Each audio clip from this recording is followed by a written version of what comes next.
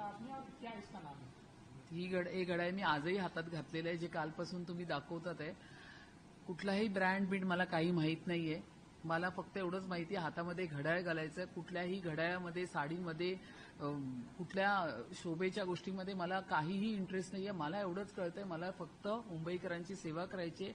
हे अगदी साधं घड्याळ आहे. माझ्या मुलांनी मला माझ्या वाढदिवसाला गिफ्ट केलेलं आहे. मला हे माहीत पण नव्हतं कुठल्या कंपनीचं आहे. काल मला जेव्हा सांगितलं तेव्हा मी स्वतःचं घड्याळ मी चेक करून पाहिलं, तर त्याच्यात ते मायकल कोर लिहिलंय. तर मी मधुराला, माझ्या मुलीला विचारलं, काय हा कुठला ब्रँड आहे? ती बोलते, मम्मी हा मायकल कोरच आहे, पण हे काय 15 काय 16 हजाराचं घड्याळ आहे. तर त्यामुळे मला माहीत नाही हा कुठला तुम्ही ब्रँड कालपासून बोलताय, तोही मला माहीत नाही. सिंपल आणि साधी राणी हेच मला माहिती आहे. तर त्यामुळे या कुठल्याही गोष्टीचं कोणी बेजबाबदारीपणे स्टेटमेंट केलं असेल तर मी त्याचा निषेध करते. पुन्हा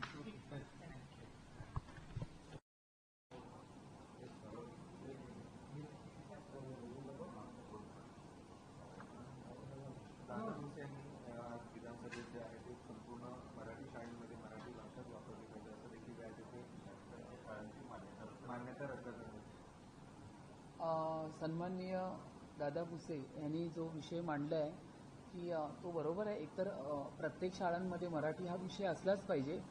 प्रत्येक शाळांमध्ये, ते कुठलेही बोर्ड असू दे, सीबीएसई बोर्ड असू दे किंवा इतर कुठलेही अशी मोठी बोर्ड्स असू दे, पण प्रत्येक शाळांमध्ये मराठी असलं पाहिजे. मी तर पुढे जाऊन हे बोलते की मुंबई महाराष्ट्रामध्ये सगळ्या जाती धर्म पंथाची ही मुंबई महाराष्ट्र आहे.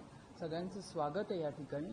पण आलेल्या प्रत्येक जाती धर्म पंथाच्या लोकांना कंपल्सरी मराठी बोलताही आलं पाहिजे. जय महाराष्ट्र बोलता आलं पाहिजे. हे तर माझं त्याच्या पुढे जाऊन बोलणं आहे.